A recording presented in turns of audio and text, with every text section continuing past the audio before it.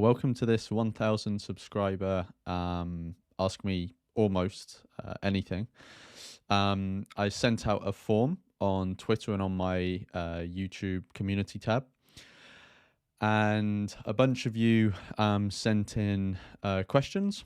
So I'm going to go through those. I haven't taken any out. I've also gathered some from some people, left them as like comments as well and didn't actually fill in the form, but I've collected all of them and I'm going to go through them all. I haven't left any out.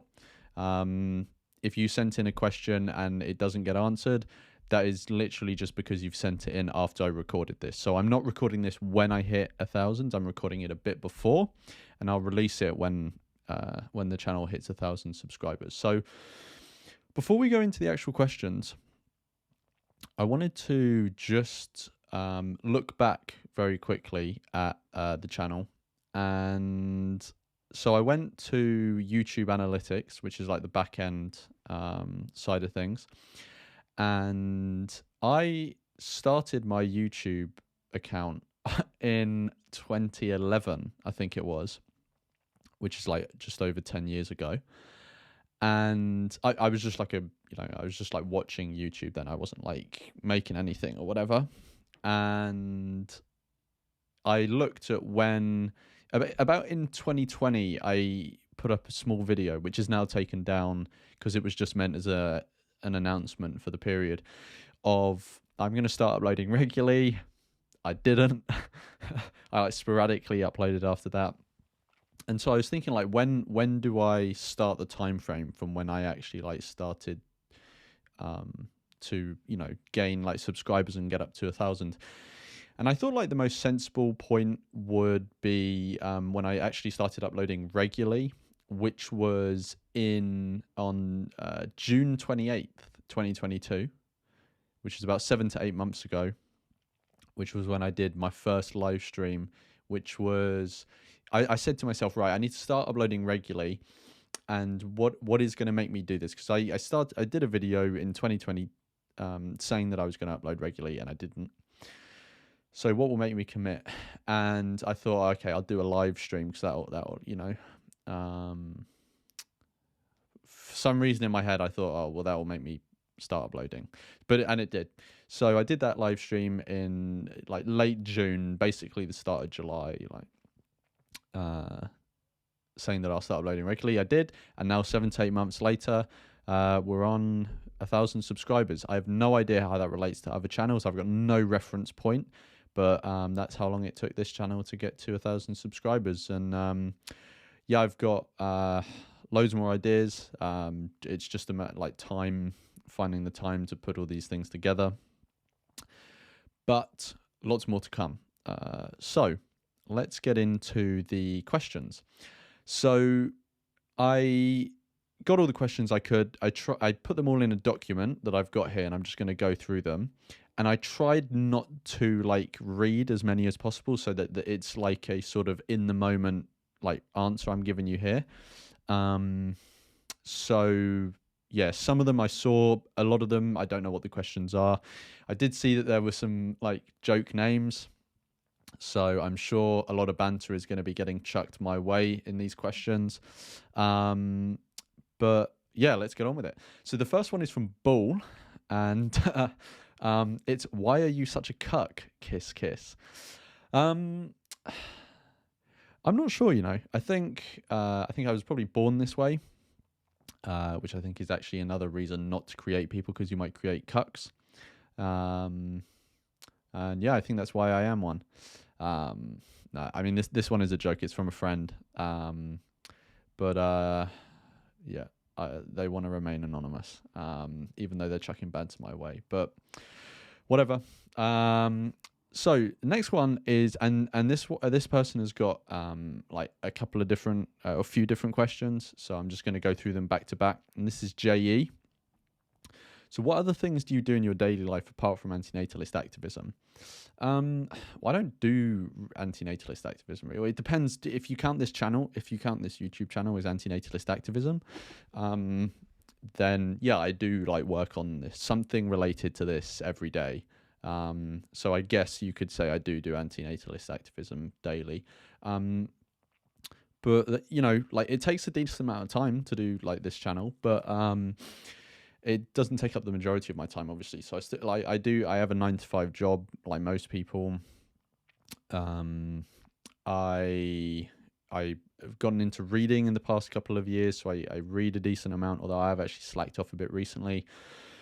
I rock climb. I've rock climbed for about 10 years. For anyone that like knows about climbing and stuff, like specifically I do bouldering. I do mostly indoor bouldering. I live in a city. I live in London, so I have climbed outdoors, but it's just more hassle, and I really enjoy indoor bouldering. It's very like, you know, you can, it's, yeah, I won't get into it too much, but like I enjoy the physical side and the mental side of it, trying to figure things out. And also like you can go and just do your own thing. You don't need to interact with other people, or you can go and be very social, figure stuff out with other people together, you know, stuff. So I like it. It's like, yeah. What is your spirituality?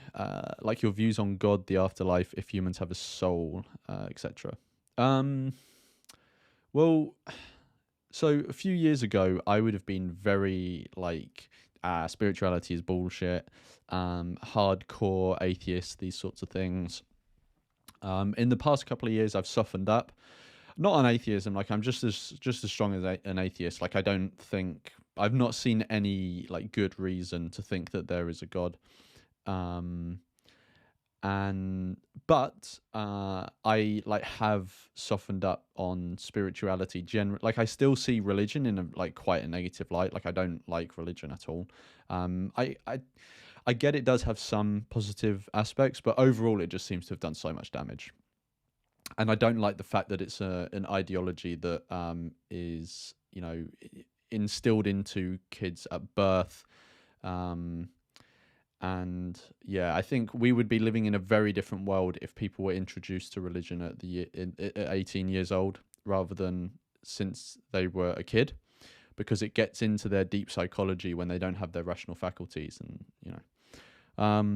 But anyway, yeah, I don't see any good reason to think there's a God. But spirituality generally, I have softened up on a bit over the past couple of years. I think the main reasons for that are there have been people that I listen to online that I respect on a range of topics, and they have spoken in a positive light about spirituality, and it's made me think, okay, well, this person seems to have a similar sort of mindset to me, and they're open to spirituality, so maybe I'm dismissing it a bit too much. So yeah, I became more open to it. I've got quite a lot of friends who are very spiritual, you know, into crystals and energy and all that shit. And I've got a lot of friends who have had like psychedelic experiences where they've become more spiritual after that. I've been to some spiritual like ceremonies and stuff just to like test the waters.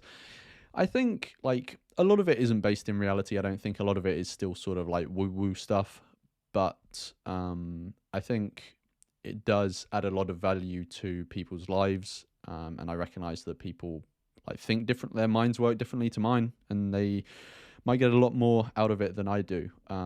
So yeah, I can appreciate it, but to be honest, like it's just not the traditional sense of spirituality, like what everyone would think of when I say that, you know. It's not mostly for me. Afterlife, got no reason to think there is one, and humans have a soul, again, got no reasons to think there is one, as in the soul, as in like once your body dies, something still is around that is you. Again, got no good reason to think there is one, but I do have quite a few, I do have a few friends whose opinions I respect, and they have had like psychedelic experiences, and after that they've come away being more sympathetic to the idea of a human like soul, or well, not a human soul, but like any conscious being soul. So it's something I'm open to, but I just, at the moment, for me personally, I haven't seen anything to convince me. Next question from JE is, do you think you'll ever be convinced by pronatalism again? It depends what you mean. If we're just talking about will I be convinced that the act itself of creating someone is positive or just neutral? Probably not. No, I mean I'm open to it, but I've been antinatalist for a while. I've spoken to so many different people about this. I just think if there was a convincing argument out there, I would have heard it by now. But there might still be one, and I just haven't heard it, so I'm open to it. But no. But you could mean this question in a different way. It's like, will I be ever convinced to have a kid? Myself, no, I don't see. Like, if I thought it was worthwhile to raise a child, which I'm very open to, then I would adopt. And if I actually was convinced that it was good to create people, I wouldn't create someone myself. I'd go around and use my time and money to convince other people and incentivize other people to have kids.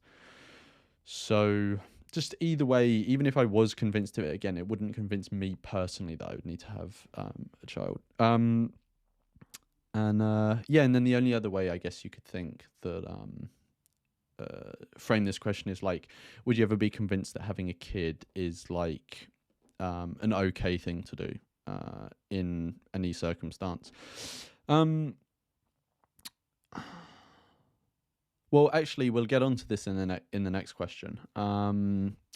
So the next question from JE is, what is the best argument against antinatalism that you know of? So the best argument I've heard of is what sort of online debate bros, who think so much of themselves, call like the niche replacement argument. And it's, I'm paraphrasing here, but it's basically the idea of like, the world will likely be better off in the long run with humans in it than not in it. And usually this is pertaining to something like wild animal suffering. And I can totally understand where they're coming from. I often think that it's put forward disingenuously because they want to rationalize their own desire to have a kid. I also do have some disagreements with the argument, like how it's usually put forward. But I would say that is probably the most convincing argument that I've heard. But I don't think it provides a justification for any individual person to have a child, let alone the type of person who would usually put this forward. I think that person would have much more to give the world than just like squeeze out another human being, which may not even necessarily want to do good things, even if you raise them in a good way. So yeah, I can see there are some like very there are some circumstances that we may eventually find ourselves in that we're not in now, that may mean that procreation is the lesser of two evils. But like I said, we're not in that situation now. And I think often people put this argument forward to justify their own desire to have a kid. And I think it's done disingenuously or not with enough sort of self-reflection or critical examination. But yeah, that's my answer to that. And the fifth question and last question from JE is, do you subscribe fully to philosophical pessimism, or do you have a more casual take on it? I don't know what you mean by casual take on it, but to be honest, I'm not that well read around philosophical pessimism. But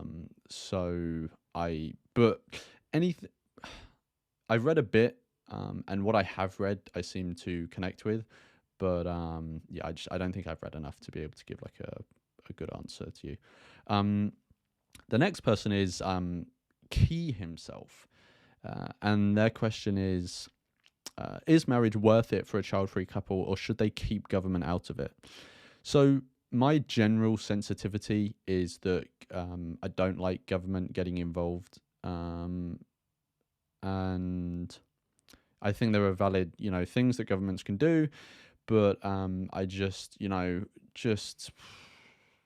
I look around me and I just see government overreach everywhere I look. But with marriage specifically, I do get that there are legal benefits to marriage, even if you don't have a child. For example, I think in some countries there are like tax benefits. There will be benefits in terms of insurance and, life insurance policies and stuff like that. So it's really up to you. If you think, all things considered, that it will benefit you as a child-free couple, go for it. But it's really a personal choice, and it really depends on the situation you're in and the country you're in with the specific laws. So I can't really make like general judgments. But for me personally, I have no desire to get married and have the state like recognize any relationship I have. Um, but I can definitely foresee like situations where I could get married if it's benefit, like if it would be the right thing to do, in um, or like beneficial. So yeah, but so the next question is from Lenny. Or there's a few questions actually. So the first one Lenny has is, how do you deal with accusations and harassment on social media? So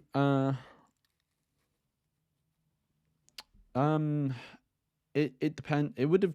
My answer on this would depend, like when you ask me. Right now, to be honest, if someone is harassing you online, just block them.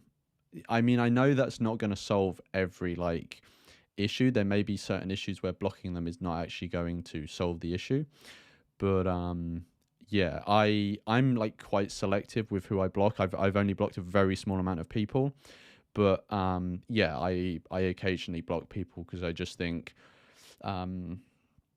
you know, like you're coming for me and I do not like, you seem to be very uncharitable, and I've seen people try to engage with you and it hasn't worked, and so I'm just not going to waste my time on you. You're not really yeah, I don't see any positive outcome having interactions with you, so I just block them.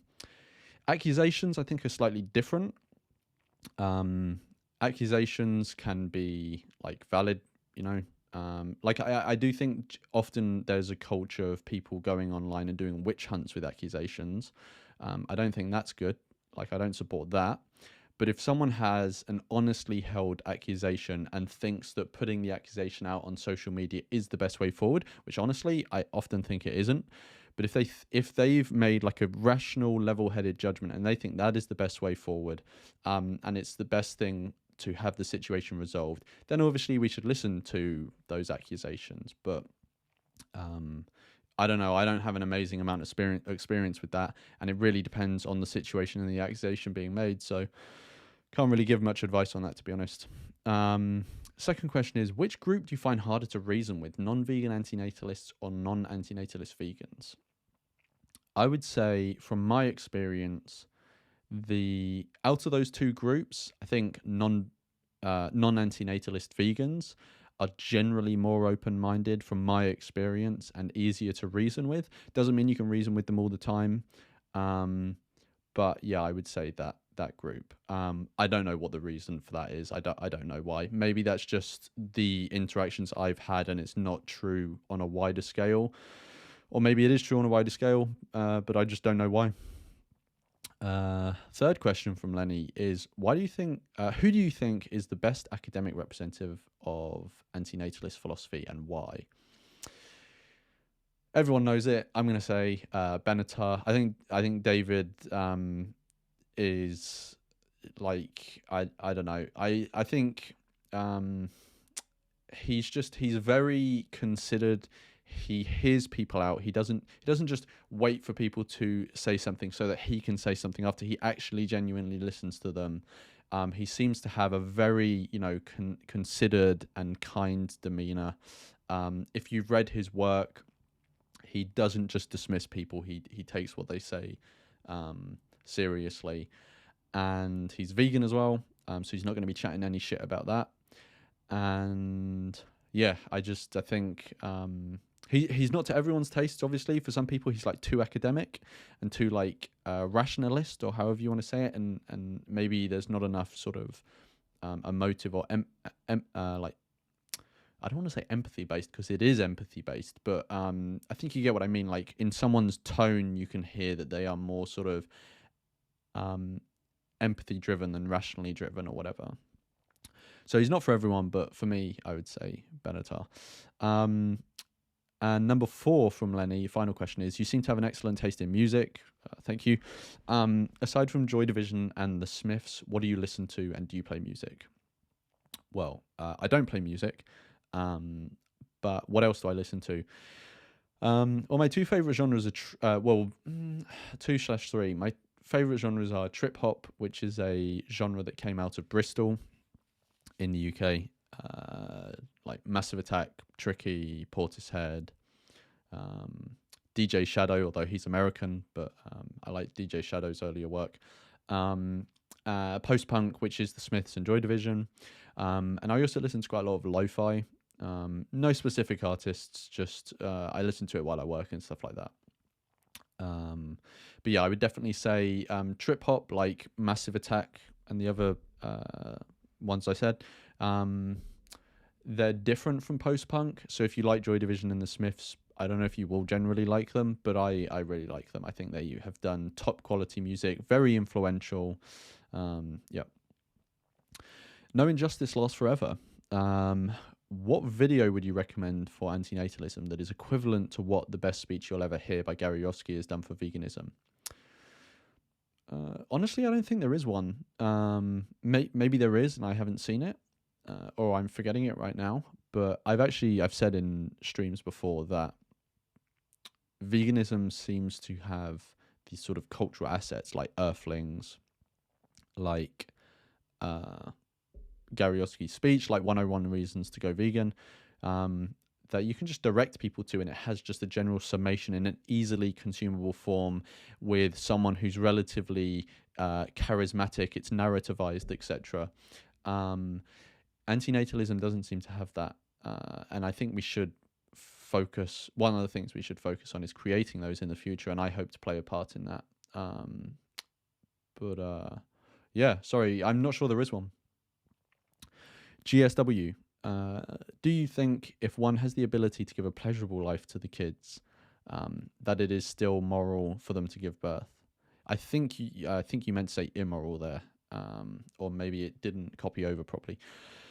It depends what you mean by pleasurable life, but yeah, if you look at any life in reality now, even the best ones that you would consider like the pleasurable ones, no, I don't think it's an ethical thing to bring that. Like, just look at it this way.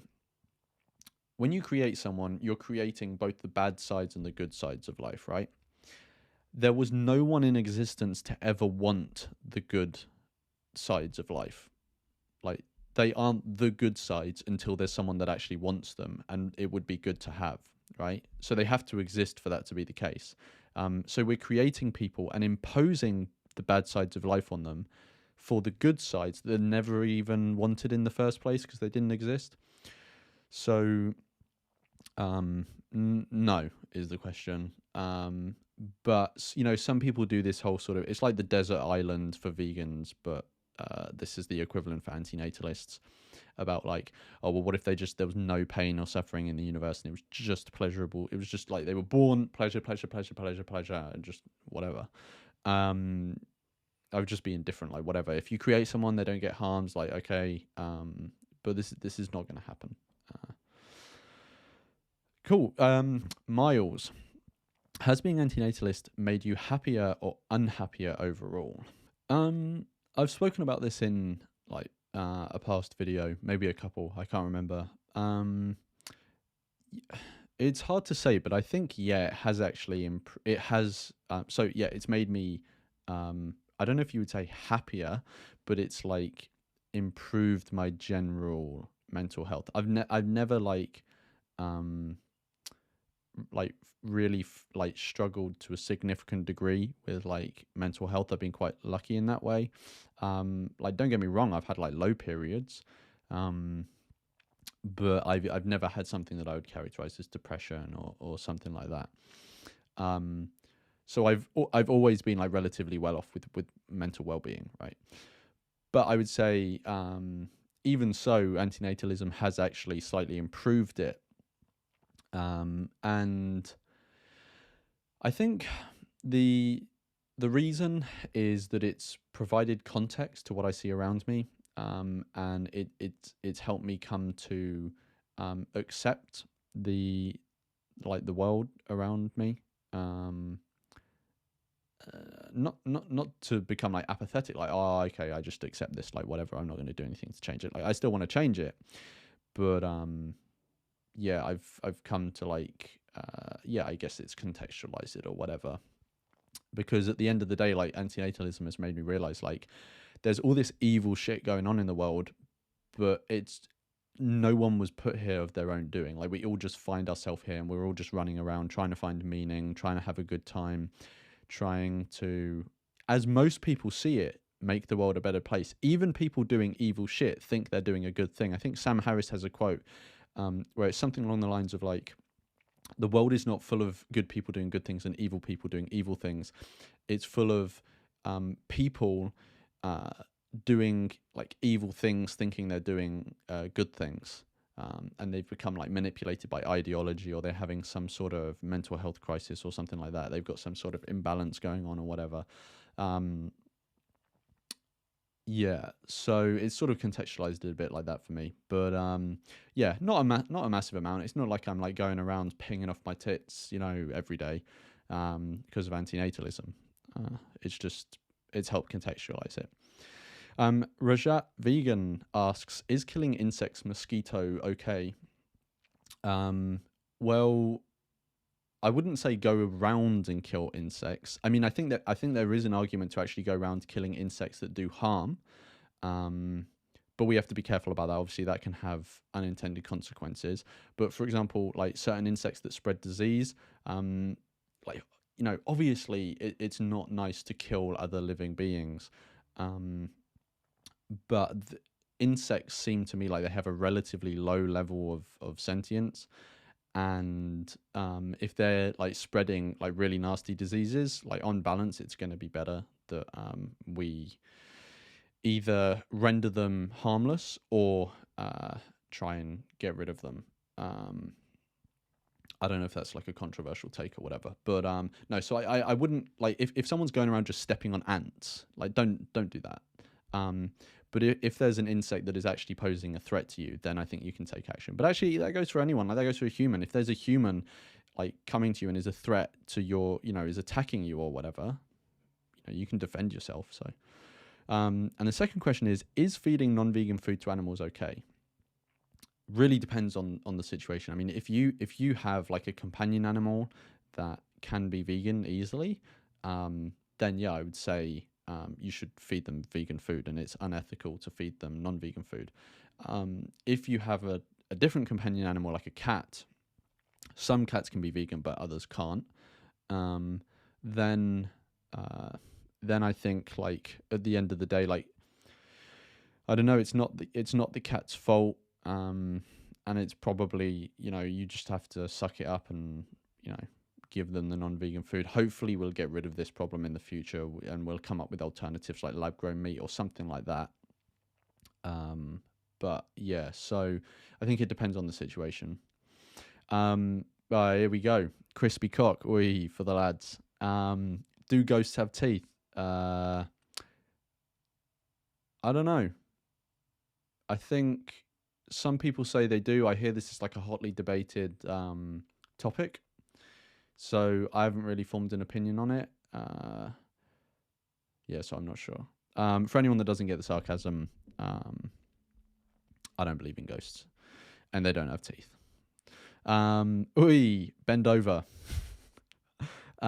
Would you rather fight one horse-sized duck or 20 duck-sized horses? Clearly 20 duck-sized horses. I mean, that would be way easier. One horse-sized duck would fuck you up. So yeah, 20 duck-sized horses. I think that would actually be like relatively like relative. I don't want to like big like yeah. I feel like that would be relatively easy to overcome, like 20 duck-sized horses. Jeremiah, why do people in North Korea and Afghanistan still give birth? Like, think of it this way. Like, how long has life been evolving? 4.5 billion years. There's 4.5 billion years of evolution, and the only reason that we exist, right, is because our DNA wants to replicate. So we've got 4.5 billion years of evolution pushing us towards this action. And then once we're born, all of the culture, all of the religions, everything is all like pro-natalist. So, you know, the people we interact with, all of this sort of stuff, all of it pushes us towards procreation. So, whilst it is baffling to me how people in situations such as people in North Korea, and I'm less familiar with the situation in Afghanistan at the moment, but as you say, people in Afghanistan, if they're in a similarly shit situation, I'm showing my ignorance there, but yeah, it astounds me that people in shit situations bring someone else into it, but you know, like there are strong forces at play. None your business. Yeah, it is. Why are you the way that you are? Fuck knows.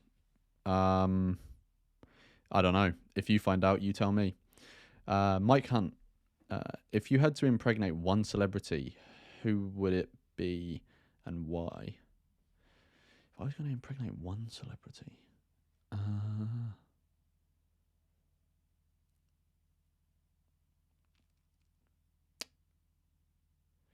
I have a celebrity in mind, but I've forgotten her name. She's been in Bourne. I think she was Tomb Raider. And sorry, the Bourne, like she was in the most recent Bourne film. And I also, the reason like I thought of her was because she was in the recent, she was in the film Ex Machina, which I watched recently. But yeah, why? I don't know. She's just very attractive. I got nothing else. Like, what do you expect? I'm a man. No, I'm joking. Men are more complicated than that. But yeah, that's my reason. I got no sort of philosophical underpinnings to that. Lou Sasso, yeah. I don't. Hopefully, I'm not butchering your name too bad. Best way to convince a pregnant woman to do a fetus deletus. That's so crass. For anyone that doesn't get that, they mean abortion.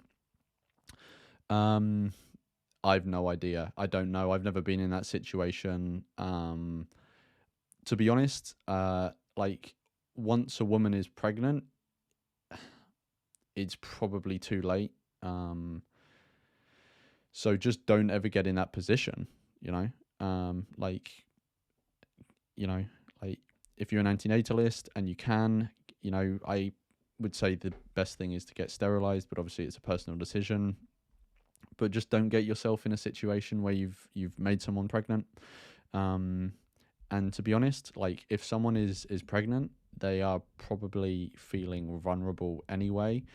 And if you start to just slam antinatalism on them, it's probably going to push them further away. Like they're probably just going to dislike you. They're, you know, and it's probably going to push them in the opposite direction. So I honestly really don't know.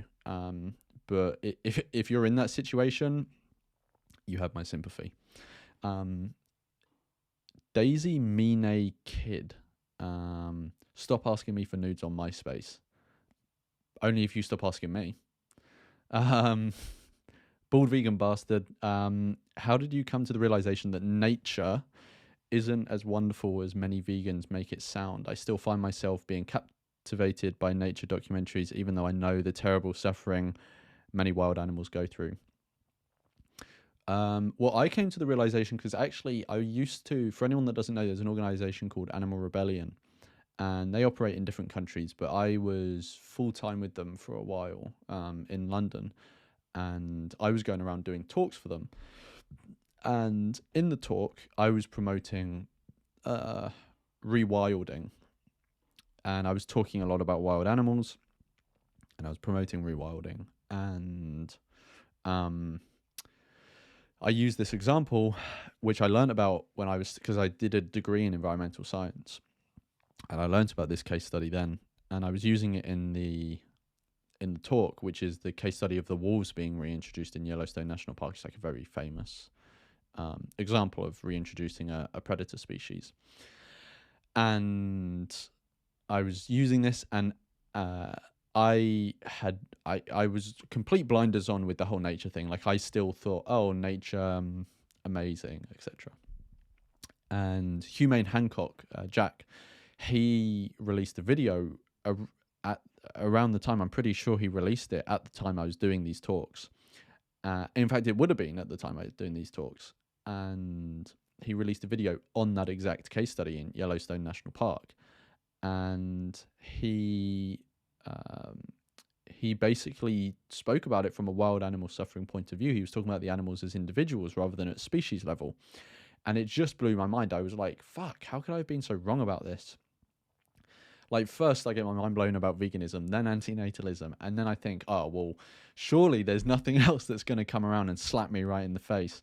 And then he made this video, and it woke me up to what was going on in the wild.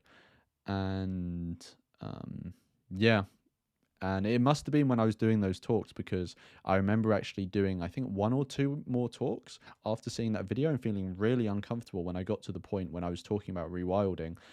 And I think it was like 2 talks later, and then I stopped doing the talks because I was like, I can't promote this message anymore. Yeah, so I will link that video in the description, so people can see it. But that was the moment. JT Antinatalist, do you ever think of how your life would be if you never found antinatalism? Like, can you imagine yourself with kids? I think of this hypothetical situation sometimes. Lol, congrats on 1,000 subs. Well, thanks, first of all. Do I ever think of... I sometimes wonder what it would be like, but I don't spend too much time thinking about it just because I don't know. Like, my life could be so radically different if a whole range of things turned out differently. So it's just so hard to know what my life would be like that I don't bother spending much time thinking about it. But it sometimes comes up in my head. And can I imagine myself with kids? Yeah, very much so. I'm still open in the future to adopting, or, you know, finding a partner that already has kids or whatever. But yeah, it used to be like the thing that I wanted to do in life, like have kids and raise a child, but it's not really the thing I want to do anymore. I'm open to, you know, raising someone, and looking after them, but it's not like my main drive anymore. David, what are your views on the right to die? I mean, it's a very nuanced, like, so there's the abstract and then there's the practical, right? And obviously the practical is influenced by the abstract. In the abstract, full supporter. I think, you know, none of us chose to be here. The least that we should have access to is a as painless and dignified way of leaving reality as possible. I think that should be open to all of us. But it's a different thing in practice. But I still support it in practice, but it's more nuanced. You've got to think, okay, how do we make it so that it's not open to abuse, and what age, and what age do people have access to it, and what sort of tests do they have to go through to be able to access it, stuff like that. All of that stuff I haven't fully figured out. There are other people more qualified to talk about it, but in general, very supportive of it. Yeah. And nowhere in the world at the moment has an adequate, as far as I'm aware, facilitation of the right to die. I hope that was a detailed enough answer. Marie, among your relatives, how many know about your ideas, antinatalism, veganism, or others? And to what extent do some of them still try to convince you for the contrary? Starting with veganism, yeah, everyone knows. I'm not sure. I don't know anyone who knows me who doesn't know I'm vegan. So yeah, everyone knows. And no one anymore tries to convince me out of it. I think they know that it is morally retarded to kill and exploit animals, so they don't bother arguing with me anymore. They don't have any good arguments. I think it's just the fact that They aren't is just a lack of willpower and a innate human desire to, or not, maybe not innate, but a deep human desire that many humans have to conform. Yeah, but like my family and friends have been influenced by me. You know, they understand it, and they have started to at least eat less animal products, which obviously isn't good enough. But I sort of take the approach of like lead by example now. Like I've had all the debates, I've burnt the bridges that were going to be burnt. Yeah, so I just lead by example now. And yeah. And then on antinatalism, that's much more restricted. I think actually most of the people that I know probably don't know about it. Some of them do. The only person that tries to like argue with me is my dad. Occasionally he will like, he hasn't done recently, but occasionally he'll like come up to me and be like, oh, have you thought of this? But apart from that, no. I think it's a bit of a touchy subject with family, so it never gets brought up. Arjun M, do you get stress and anxiety due to being an antinatalist? Are you getting emotional imbalance? I have no idea what you mean, but sometimes I do get stress and anxiety about it, like socially, like if I'm in a situation where it's relevant and I don't really know how to deal with the situation. Like, for example, I'm getting to the age where a lot of my friends are going to start having kids, like my normie friends. And so I'm going to have to like navigate that situation and be like, how am I going to react to that? Because I don't want to hurt their feelings, but also I don't want to like support that. So yeah, but I don't know what you mean by emotional imbalance. So sorry. Sarfaraz and sorry. Are you in support of complete extinction of every sentient being that is capable of suffering? Just a light subject. Yeah, I think a world with no sentient beings in it would be a better world. Like the route to extinction is obviously important. Do I think we're ever going to bring that about? No, I don't think. I think the only way that would ever happen is just the heat death of the universe. But yeah, in theory, I think a universe with no sentience in it would be better. Summit. As a vegan antinatalist, do you agree that vegan advocacy should take a back seat now? A simple math will prove that antinatalism is far more effective in reducing suffering than veganism. So why are vegans still using all their resources and time to spread an ineffective philosophy? I am vegan personally, but I wouldn't waste my time trying to spread it, as there is a far more effective way to save animals and sentients from suffering. What's stopping vegans from spreading antinatalism?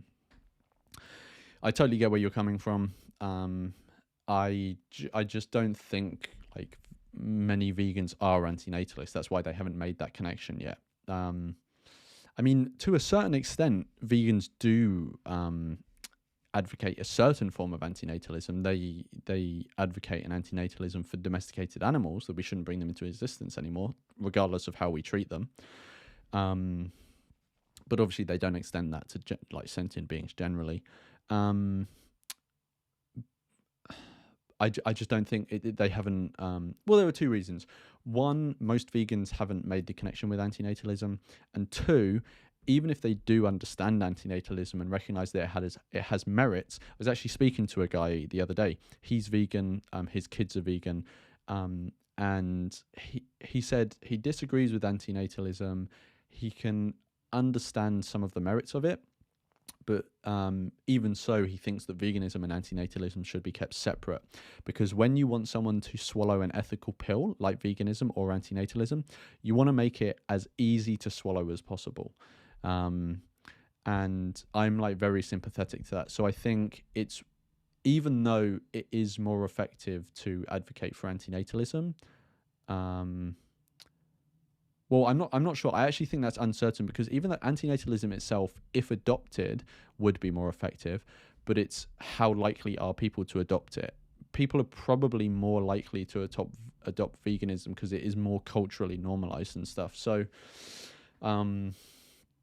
yeah, it's a hard one. I would just say, in terms of activism and advocating for whatever message, just however you think you can do the most good in the world, do that. But be open to criticism from other people saying, actually, I don't think that is the most effective thing that you could be doing. And yeah, that's all I can say. But I do think there's some wisdom keeping veganism and antinatalism separate when you're doing public advocacy, because it would be amazing if everyone would adopt both, but they won't. And it's much easier, at least from my perception, to convince someone of veganism and not have to tie antinatalism to it, and vice versa, convince someone of antinatalism and not tie veganism to it. Now, if you convince them of one, and then later, once they've done that, you want to then introduce the other one, go for it. But doing both at the same time, it just increases the barrier to entry. So I do get where vegans are coming from, but I think the main reason is actually just they haven't made the connection yet. The next one is from Marty. Why are antinatalists so afraid of talking about extinction? I'm not sure they are. Again, I've only spoken to a certain number of people, and they're specific people or whatever, but the antinatalists that I've spoken to, they're not scared of talking about that. But let's say I'll just say for the sake of like the argument, maybe there are loads of antinatalists out there, and I've just not spoken to those ones. Because I've spoken to people who are scared about talking about antinatalism generally, but I've not met antinatalists who are fine talking about antinatalism, but they're scared specifically about talking about extinction. But let's assume there are like lots of them out there. Maybe it's because they think that people would be more open to talking about personal procreative choices, but they get scared when you're talking about extinction. Maybe that's why. Maybe they just think it will upset more people's sensitivities, and it'll mean that they get more hate, and it'll be harder to talk to people about antinatalism. Maybe that's the reason. But I think you would have to ask those people, because I have not actually spoken to any of those people, I don't think. Jeremy, what's the best way to convince someone to become an antinatalist? I'm not sure there is a best way. Different people require different ways of saying things, different tones, different formats. Some people like to have a conversation. Some people like to sit down and watch a video. Some people like a very aggressive tone. Some people like a very sort of like friendly tone, or however you want to put it. So I'm not sure there is one. But I think some good things would be to ask people, get them to realize, like, the only reason they're creating the new person is because they want to, not because they're doing a favor to that new person, and recognize that life comes with a significant amount of harm and ultimately death as well, and make them realize that even if they're fine with that, like, they already exist, and that's cool for them if they're fine for it, but what makes them think that they have the right to enforce that on someone else? So I would get them to maybe answer those questions. Ash has 6 questions, so let's fucking rattle through these. So first one, what is your vision of an ideal world if humans must continue to exist? An ideal world? I'm not sure, I think an ideal world would be vegan, and humans continue to exist. Okay, it would be vegan. It would have a very small population where everyone had genuinely very good lives. There was good medical care, all that sort of stuff. A functioning government where people were a lot more honest, and all the incentives were structured in a way where people were not incentivized to do bad things. Now, obviously, I'm speaking in very general terms, and probably everyone would say this answer, like, I am for good things and I'm against bad things. But it's like, I'm just not sure how specific I can be. And yeah, I think I think we would have a very small population. Everyone would be very like happy. You know, it would basically just be like palliative care. Just trying to make people's lives as good as possible, and they can and the right to die would be accessible to everyone. And yeah, we would have much more concern for like wild animals. We would be helping them with their situation, etc., etc. And yeah. um what makes you the happiest? uh in the past, honestly, like in the past it would have been something different, and I'm not sure what it would have been. But now, since becoming vegan, so when I became vegan, I wasn't really connected to animals that much. I didn't particularly like animals. There was, but since becoming vegan, I've connected with them a lot more, and I recognize them for like the individuals they are, their likes, dislikes, the stupid things they can do, you know. So I think, like, honestly, in the past couple of years, what makes me the happiest is just seeing other animals just like enjoying themselves and doing like silly shit, like not hurting themselves obviously, but just like doing stupid shit that's funny, and like having a just enjoying themselves, because you know we're just so used to seeing other animals just having a shit time and being abused, and fucking humans being cunts.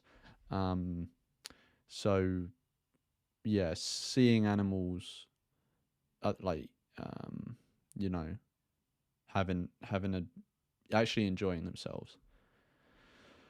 Number three, what's one of the best meals you've ever had? Honestly, anyone who comes to, well, maybe not anyone, but if any, like, I'll just say it, but not anyone. If you're a dick, don't contact me. But if anyone's coming to London, and yeah, I'm free, I would be happy to go to this place called Pizza. It's in Camden in North London, and I would say that's like some of the best food I've ever had. Like, it's a pizza place, and it's just insane. Yeah, very good pizza.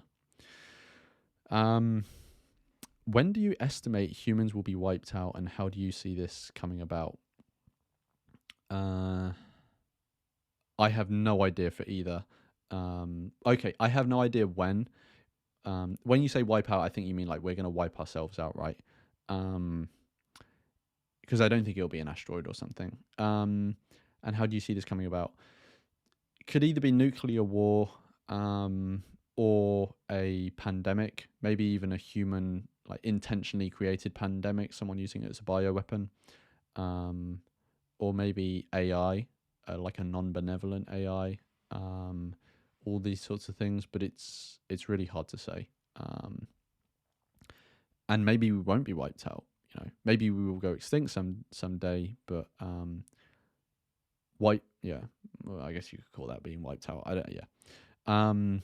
5. Where do you hope to visit in your lifetime? Jeez. Lots of places. I would like to go back to Scandinavia. I spent a year living there. But I'd like to go back. I would really enjoy fucking my whole words have gone from my mouth. I would really enjoy like exploring like more of sub-Saharan Africa. I've been to Tanzania. I climbed up Kilimanjaro. That was amazing. I'd really like to go to Japan.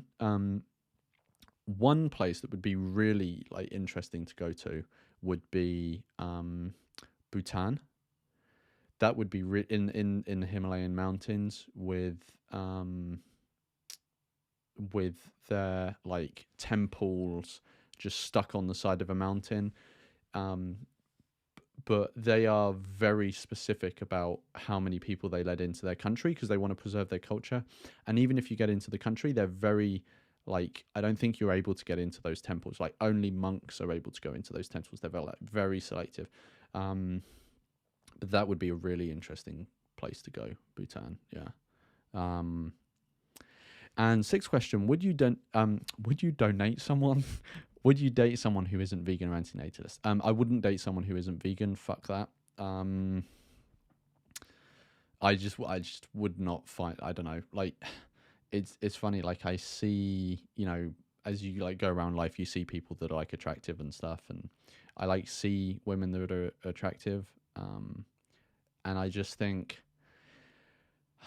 I'm not even going to bother because I know they're not going to be vegan, and it's just going to be a letdown when I find out that they're not.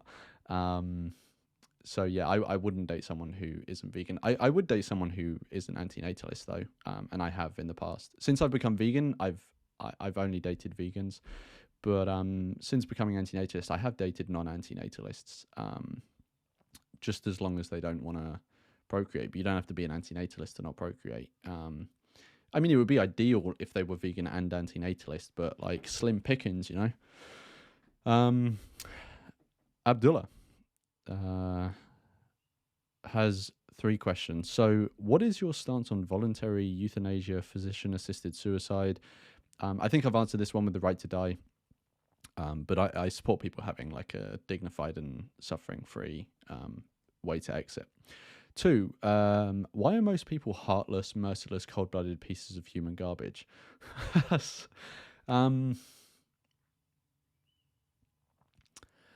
I get where you're coming from. I think most people are. I have no stats to back this up, but I think most people are like decent people as you find them. They just are caught up in this part of the human condition where we want to be accepted by the people around us. We enjoy conforming. We don't want to stick out. And I think that makes it so that they take part in immoral shit and don't think about it in a critical way like they should, which is really sad and unfortunate and causes a lot of pain to a lot of individuals. But I don't think these people are fundamentally like heartless. Some people are. Some of them cunts, scumbags. But a lot of people I just think still have their blinders on. And yeah, actually Joy Division had a song about this. Ian Curtis is the singer. He wrote the lyrics, called Transmission. Now, if you listen to that song, it's kind of the message is a bit like hidden. Like with a lot of songs, they use like metaphors or whatever. But the message of that song is essentially about the human capacity for moral conformity and how it hinders moral progress. Yeah. Number 3, what is your opinion on the following statement? By giving birth, parents force their children into life, completely disregarding the child's autonomy and the suffering they will go through as a result of being born. So it's only fair if the parents were forcibly sterilized, completely disregarding their autonomy and the suffering they will go through as a result of being sterilized.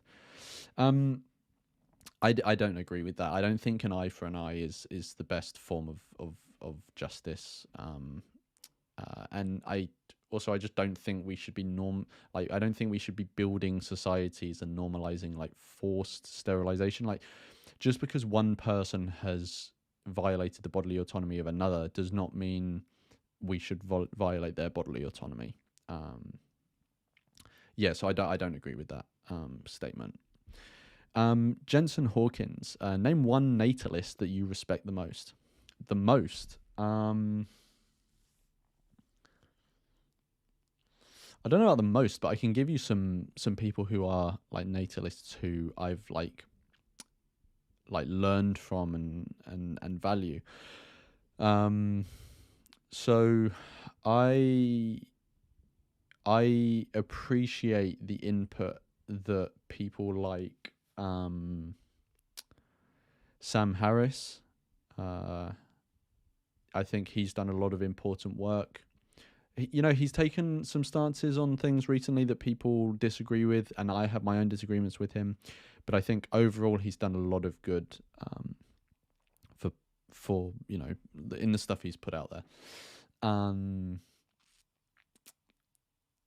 would say I really appreciate the work of David Nutt as well. I've learned a lot from him about drugs and the sort of the capacity they have to for intellectual exploration and to medicinal uses as well. I actually used to be like very anti-drug, but he almost single-handedly like changed my mind, and then since then I've learned about other things.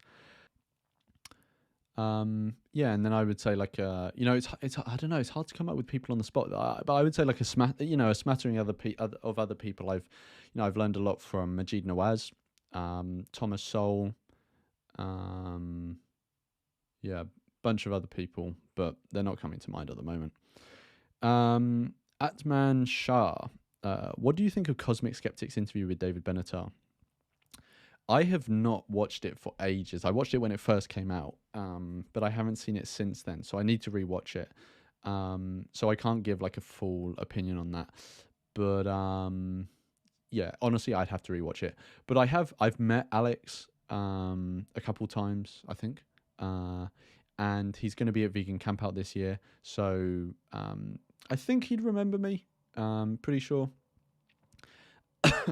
So I'm hoping to like maybe get some time with him then and talk to him about antinatalism, which I think would be cool. Yeah. Sorry, I just haven't seen it in so long, so I can't really give much. And the final question is from Altrez. What would a perfect day for you look like? A perfect day. I think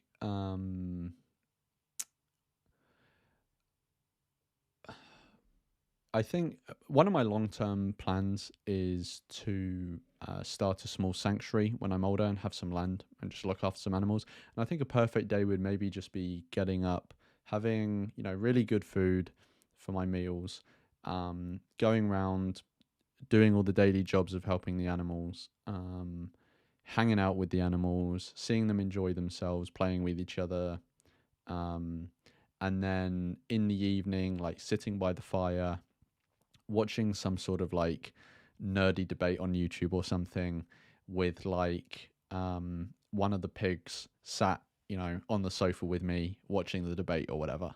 I think that would be a pretty sick day. Yeah. So yeah.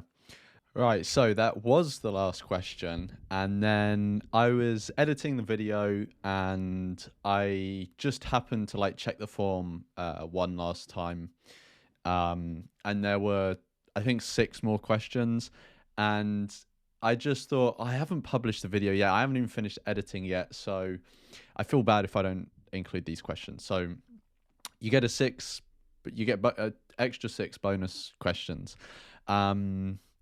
So yeah, let's pump through them and get these 6 done, because I'm sure you're sick of hearing my voice by now. So the first one is from Alexis. What do you think it would take to convince them to stop having kids? Okay, well, I don't know who them is, but I'm assuming you just mean people generally.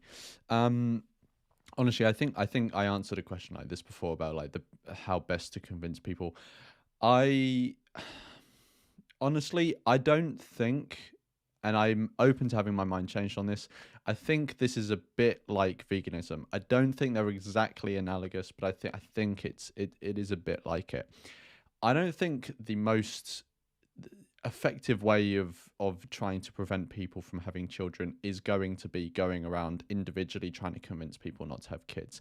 I think that may be a valuable thing to do, but as part of the sort of ecosystem of change.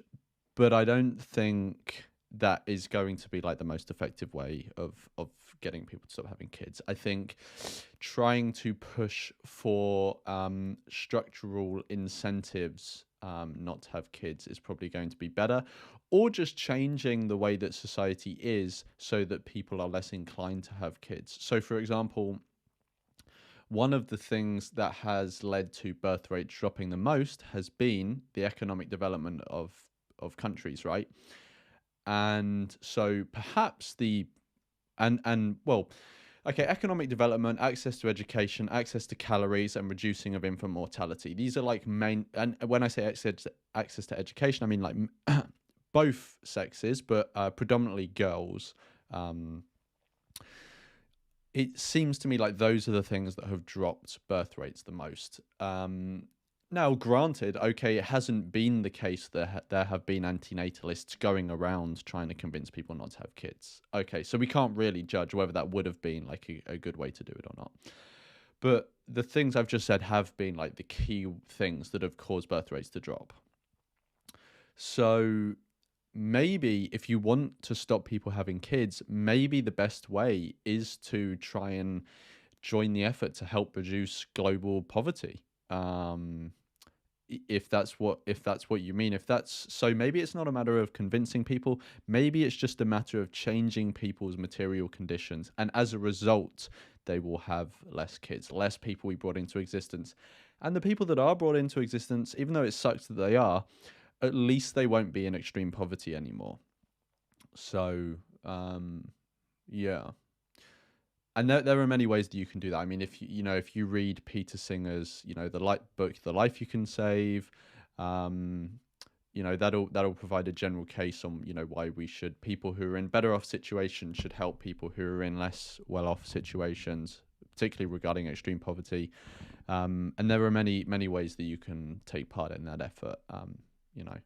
There are many sort of effective charities that you can donate to that will help people in extreme poverty. So, I don't know if that's the answer that you wanted to hear, but to be honest, I'm not sure going around trying to convince people to stop having kids is going to be the best thing to do. I mean, it will cause some people, once people hear the argument, some of them will like not procreate. I'm sure many of the people watching this stream, it's not even fucking stream, is it? Watching this video will the arguments will have worked for them, right? But it's a biased sample, isn't it? Like, given the fact that they worked on you, that is why you're watching this content. So yeah, I'm not sure it's a matter of convincing them. Some people will be convinced. I think the vast majority of people, if we want to get the birth rate down, it's not going to be through convincing. It's going to be through changing the incentive structures in society and changing the material conditions of people. I hope that helps. And also, if you think I'm wrong, I'm open to being proved wrong. But yeah. Next question by Anon, or Anonymous, I'm guessing that means. Do you think most natalists are unaware of the risk they take with their kids, or do they simply just believe the risk is worth the reward? Have they accepted child suffering? So 2 parts to that question. Are people aware of the risk? I think if you sat people down and went through the list of risks that they're going to be exposing their child to, I think that the prospective parents would go, yeah, I'm aware of all these risks. Do I think those risks are in the forefront of their mind when they're actually procreating? No. I think it's a bit like non-vegans, right? Like, I think if you sat non-vegans down and showed them, the abuse that is happening to animals, like the fact that animals are dying for their choices, I think the people would go, okay, yeah, I do recognize that is a result. That is a consequence of my actions. I am paying for that to happen. But when they go to the supermarket and buy a steak or a pint of milk or a carton of eggs, is that in the forefront of their mind? No. So I think if you were to bring the risk to them, they would acknowledge them. Do I think that's, So when you say unaware, it's like, yeah, they're aware of them, but are they consciously aware of them? I doubt it. And then the other thing you said or asked is, do they simply just believe the risk is worth the reward? Probably, yeah. I think they probably do. And I think that is born of an inadequate assessment of the situation, and a lack of recognition that they are making a decision on behalf of someone else. They're signing on the dotted line for someone else, not for themselves. And they're doing it using their own sensitivities. And probably without the recognition that actually that person is not benefited in any way from being created. So, yeah, again, I think it's part of that sort of thing of like, yes, but no, but I think people are kind of acting in the dark in this subject. Like if they were shown the reality, they would recognize it, but day to day they're just not in, they're not making ethical contact with reality. Next question. Someone's jumped on the banter bus. Randy Young Man. Banter. I'm dating this is a bit of a long one. I'm dating a conservative Jewish girl and things are going really well. The only problem is she says she only wants to have sex with me without protection, as she doesn't believe in contraception, and only when we're married. And only when we're married. She says that if she did otherwise, it would upset her devoutly religious father, Hyman. Okay. I don't want to upset her or Hyman. Okay, Hyman is the name of the father. Okay. But as an antinatalist atheist, I'm not the biggest fan of procreation or religious dogma. Do you think I should break off the relationship, or should I stay with her and try and break the Hyman tradition? Okay, cool. Well, first thing I'm going to say is I don't have all the informations about I don't have all the information about your situation. I don't know you. I don't know this girl. I don't know the whole situation, all of this sort of stuff. So preface all of that. So take what I'm about to say with a massive grain of salt. First thing I think you've got to contend with is like how fallen are you for this girl? Like, do you genuinely see like a long-term future with her, right? If you don't, and you just think maybe it's just the case of you're sort of infatuated in the moment, then maybe it's not the best thing to pursue. But if you do think, actually, you know, I see like a genuine future with this girl, then I think maybe it's something to try and work out. You know, if I'm trying to put myself in your situation, because to be honest, I'm the same as you. I'm atheist and antinatalist. So you're saying here that she doesn't want to upset her father. Is she actually like proper into the religion? Like, is she proper like religious? Because if she's not, then maybe you can just level with her and be like, look, I know it's bullshit. You kind of know it's bullshit. Your dad is kind of hoodwinked by this whole thing. Like, I know maybe it's not the best thing to lie to your father, but if it's just going to massively upset the apple cart, maybe we just, you know, we have our relationship and we don't lie to your father, but we only present certain parts of our relationship to your father. I have friends that do this. I have friends that are together, and the girl's father is very religious, only wanted her to, you know, be with a guy who was of the same religion, etc., etc. Didn't work like that. Life is complicated, and so they have their relationship. It's a normal, functioning, healthy relationship as far as I'm aware, but they only present certain parts to it to her father, right? So I don't know, man. It's really, maybe you should just have an honest conversation with her and say, look, I don't know. Does she know you're antinatalist? I'm guessing she would know you're atheist or not, but does she know you're antinatalist? Maybe you don't need to fully go in with the antinatalism straight away. Maybe just start the conversation by saying like, look, I've made a decision. I'm not having kids. Like, maybe one day we could adopt if you're open to that.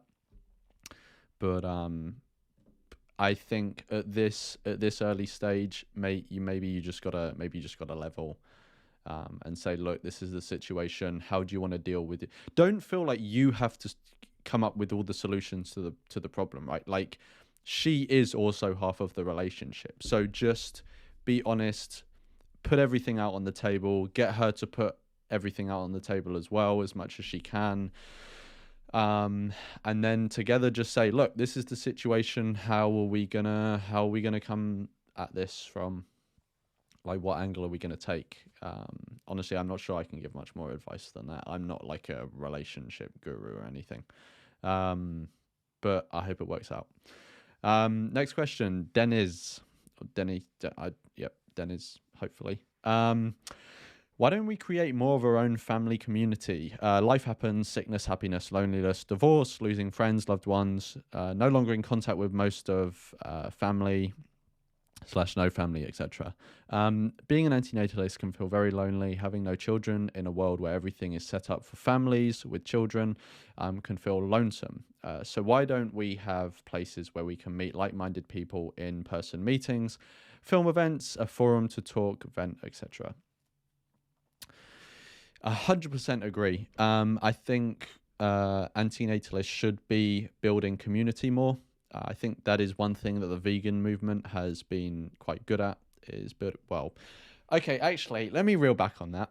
Certain parts of the vegan community have been very good at building community, but other parts are toxic as shit.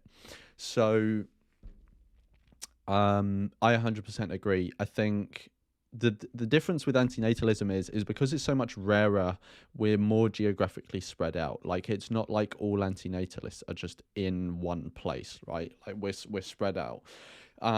So I think, honestly, here's my practical advice. So start whatever the popular social media thing, like, platform is for the place you're in. I'm going to use the example of Facebook, but use whatever platform is best and has the functionality to do this. So start a Facebook group. So I'm in London, right? Start a London antinatalist Facebook group. So we have a WhatsApp chat. We don't have a Facebook. Well, there is a Facebook group, but nobody uses it. So start some sort of group for the geographical locale you're in. So let's say London antinatalists. Start messaging in there, inviting people, saying to other people, if you know other antinatalists or people who are interested in this, start adding them to the group, and then just suggest time and place to go to. I would suggest organizing to go to like an all vegan cafe or restaurant or something like that. That's what we do in London, and just organize a time to do it, a time and a date. And just be the one to organize. Don't rely on other people. Like, you've sent this question in, and you're asking about creating more of a family community. Like, that's not going to happen unless people actually put the effort into doing it. So if you want to be that person, then yeah, pick a place, build a group, pick a time, and just start meeting. In London, we have antinatalist meetups. I've been to, I think, 2 or 3 of them. And yeah, they've been interesting so far. I've met interesting people. So yeah, I would just say do that. I just think it's a matter of like, if there's no antinatalists around you, I get it. Like, that sucks. So you just have to do online stuff. And if you want to do online stuff, like, there are big antinatalist Facebook groups. Just create, say, hey, look, I want to do an online meetup on Zoom or on Discord or whatever platform. I think even on Facebook you can do like Facebook rooms now, I think they're called, or something. Just organize something like that, pick a time, date, and just say, hey, look, if you're antinatalist, come to this, let's hang out online, etc. So it's just about pulling your finger out and fucking getting it done. The final thing I would say on this is I am planning to start doing semi-regular Twitter spaces on antinatalism, which is basically like, if anyone uses them already, you know what Twitter spaces are. They're a bit like Clubhouse, if anyone used that. It's basically like audio only. You create a room and you put a title on it, and people can come and go as they please. Certain people host it. They can give people permissions to talk and stuff. So yeah, I'm planning to start doing some of those for antinatalism, but I've just been busy recently. I haven't gotten around to doing it. Cool. Blake Lowe, where do you sit on the political spectrum? I think this is going to be like a very unhelpful answer, but I'm really not sure. I wouldn't give myself any specific label. I have some very progressive opinions on some topics. I have some like what would be considered more conservative opinions on other topics. Um, so I can give you like a scattering of my opinions if you want, and you can maybe get it. So generally skeptical of government involvement. I for people. I think I'm a big proponent of bodily autonomy, so I think people should have the right to die. I think people should be able to choose what drugs they put in their body, but I think we should also have some sort of government institution or reliable body that provides the best, most evidence-based quality information about drugs, how they can be used, and the implications and risks, so that people are informed about when they use them. I'm vegan, so I want animals to have some sort of equivalent to human rights or something like that. But obviously ones that would be applicable to them. Like they don't need the right to vote or to drive a car, obviously, but antinatalist, obviously, so I'm very sort of like against the modern sort of conceptions of, or culture around procreation. I'm probably going to have to cut out some of this thinking time. It kind of would have been helpful if you'd put in some topics and I could have actually just said my opinion on them, because I'm finding it hard to give like a smattering of like, yeah.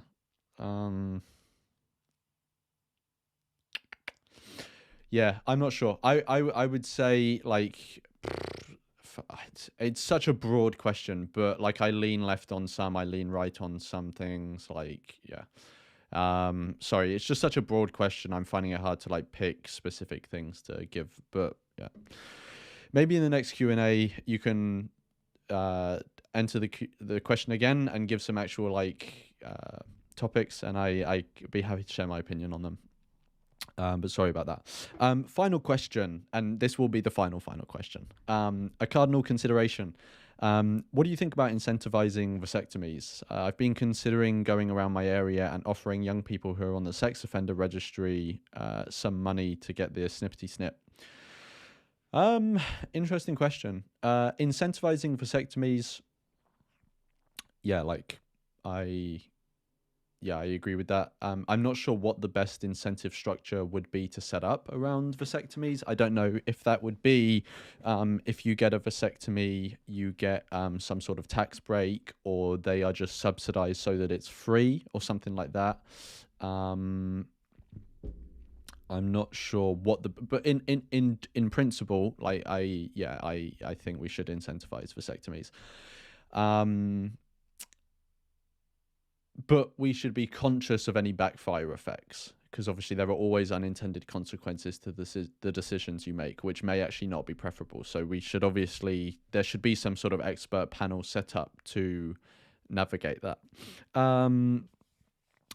But like I'm in the UK, when I got mine, it was free because it was covered on what we call the NHS here, National Health Service. Well, free at the point of use. Obviously, I pay taxes, so I paid for it via that. And then you've been considering going around your area offering young people who are on the sex offender register some money. I would be careful with that. I don't know, like I would just do your I would just do your research on that. I know that people have done that in the past. I'm pretty sure someone used to go around offering, I think it was drug addicts, money to get a vasectomy. But I might be getting that wrong. So I think if you look this up, you'll probably find it. So someone has already been doing this, but I'm not sure it was with sex offenders, but yeah, I would be careful about doing that because I don't know like what backfire effects would happen, yeah. I don't have like a fully informed opinion, but I would just be hesitant to do that. But I don't know. Yeah, that's all the questions. Again, sorry if you sent one in and you sent it in after I recorded this. But yeah, I hope like, that was enjoyable. And I'm sorry if you sent a question and you weren't satisfied with my answer. But thanks so much for sending in all those questions. And thank you so much for subscribing. If you're not subscribed already, smash that subscribe button. And yeah, here's to 1,000 subscribers. And I will see you at 2,000 subscribers. Catch you in the next one. I've got with me Ashley again. So welcome, Bash. I'll start that again. Welcome, Bash. Fucking hell.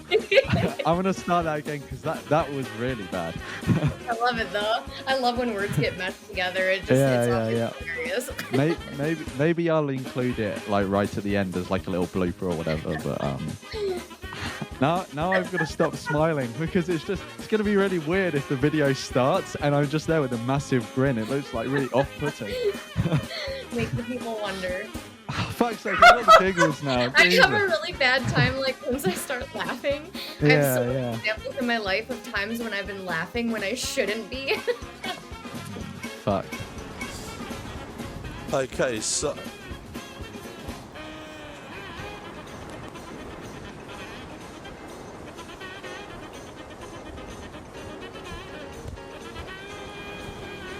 Fuck. Of different experiences and things that lead them to do what they do and why they do it.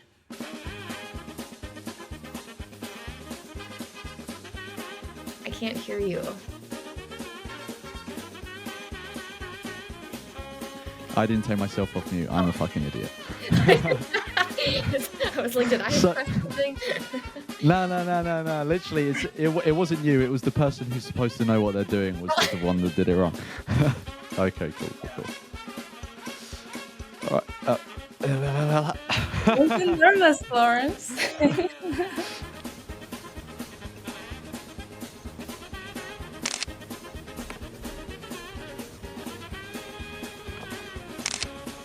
Put them in there.